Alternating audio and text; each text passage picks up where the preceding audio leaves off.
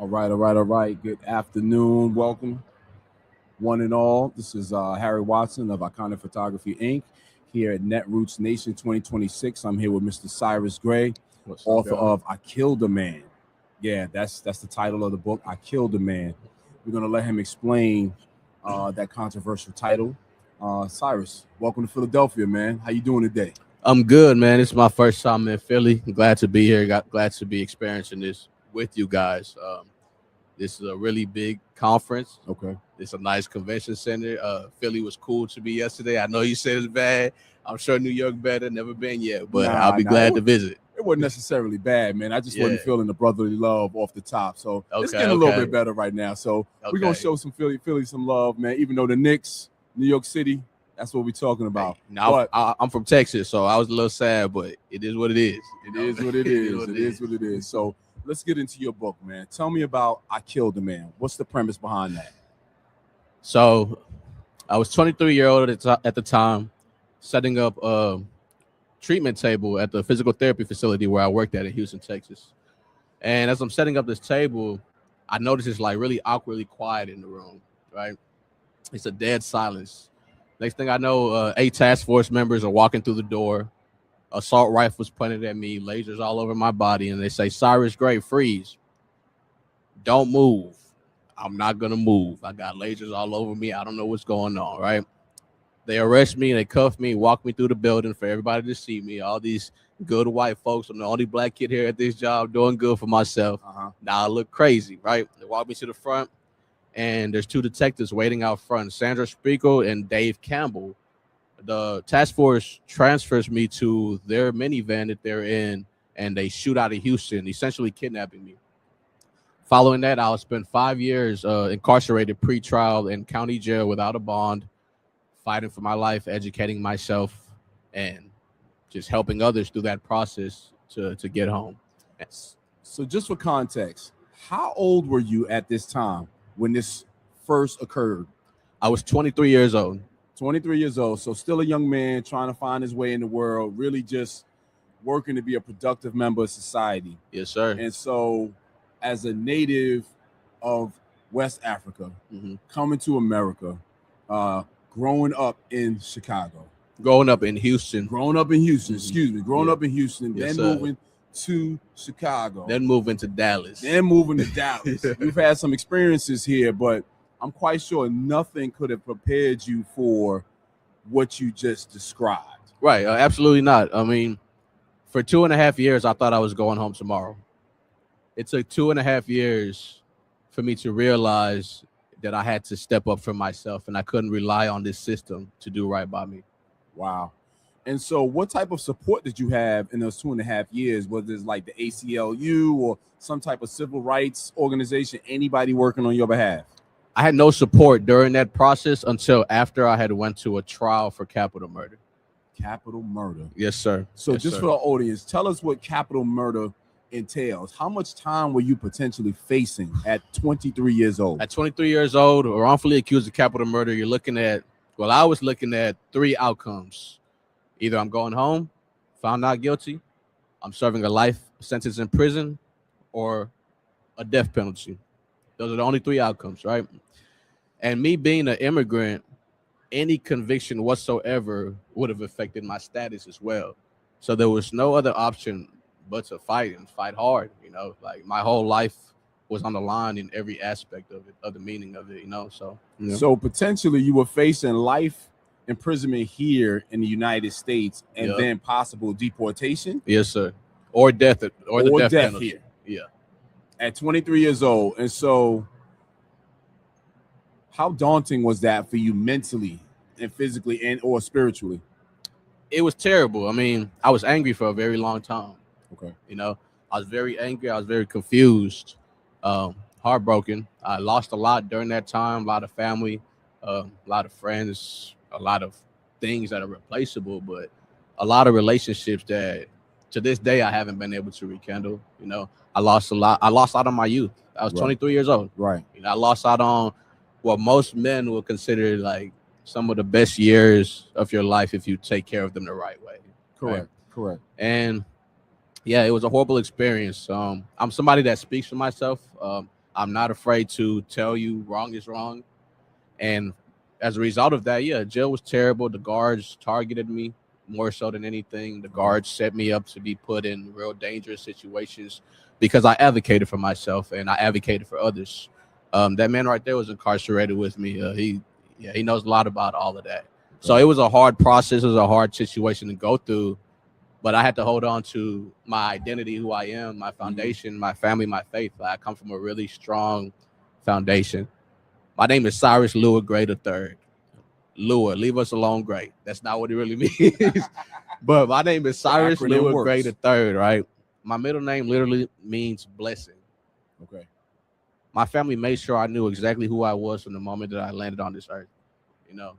And understanding that about myself, about where I come from, helped me to maintain my mind, my sanity, and my strength through that process. Because jail is designed to tear you down and break you apart, especially in the South, and especially dealing with the type of charge that I was accused of, you know.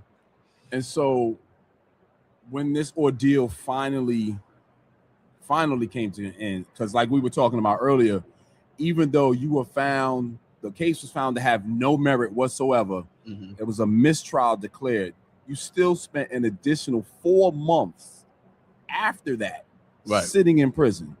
What sitting was in that jail, like? sitting in county jail, yes, in a county jail in a town, some little rinky-dink town. Yes. What was that like? Like, I've been vindicated, or so I thought, but I'm still imprisoned and not free. Those were the most trying months of that entire time. Like, that was the hardest part of the entire 5 years. Because in my mind, I'm in this state of survival mode for so long. What I'm hoping for is a trial that's going to clear my name and I can go home from this. And I fought so hard. Like, I had things that I wrote published in Harvard Law School while I was still incarcerated. Like, I fought so hard for myself and others. I was sending out hundreds of letters a day. People are ordering commissary. I'm buying envelopes, paper, pens, and sending out letters to Tyler Perry, to athletes, to all type of organizations. Anybody that I could think would care enough to just look at this, right? I'm writing movies. I'm creating cartoon series. I'm creating plans for a future because in my mind, like, nobody's going to give me a handout. Let me create something to offer so I can get the help that I need, right? That's all before trial. The last 4 months, those 4 months after trial, my mind was just in a really bad place because I felt like I worked so hard and I'm still here. Right. And I just saw clearly that I'm not the person that you're looking for. Everybody in this courtroom just saw, but you're still willing to keep me here, hoping to still get a conviction out of me. Wow. You know, so it was horrible. I was very defeated. I was very depressed. I was down and out. And it took an organization like the one I work for now, Mano Amiga, took friends like Miles right there to help me get through that part of the things, right? Because I was down and out. Right. You know, I waited this long for this, and I'm still here. Yeah. And so, circling back to today, here at Netroot Nation 2026, we're in the month of June, which is Black Men's Mental Health Month. Right. So, speaking about your mentality, working with the organization Mano Amiga, yes, right? sir. Yes, sir. Sometimes rooting ourselves in a cause tends to help us to root ourselves and bringing us back forward to where we're choosing to be. Right. We talked about speaking to the youth about what happened to you. How is it that you found, since working with this organization, you've been able to bring yourself back to a point of positivity, wanting to be in the community, wanting to share your message? Because again, like you said, you were in a very dark place. Yes, coming sir. back from that, changing your mentality, bringing positive force back into yourself and spreading that forward in the community. How important is that for you to maintaining your own sanity and or mental strength? Community is everything. Like, it's the utmost importance, because when I was at my lowest, it took a community to lift me back up, you know, and I don't take that for granted at all. Like, I dealt with a lot of mental trauma. I dealt with a lot of mental health issues when I came home. And the one thing that kept me through that was knowing that I could depend on these people around me. You know, I could be as vulnerable as I need to. I can take as much time as I need to, and I can really depend on these people to care for me the right way and help me through this process. And it's mental health month, like you said. Like right now, I'm working on a mini video series talking about my mental health experience going through that to kind of shed some light and try to open up some space for more men to be willing to talk about that, especially as Black men. You know, like the most people that I've talked to, I know people in very different career paths, a very different field, and all the Black men that I've talked to seem to share the same belief about being a Black man. I believe that, you know, as a Black man, you're just rolled over. Nobody really cares to take the time to understand who you are. You're already given a bad hand just because of the color of your skin and being a man in general, right? You're targeted, all of these things.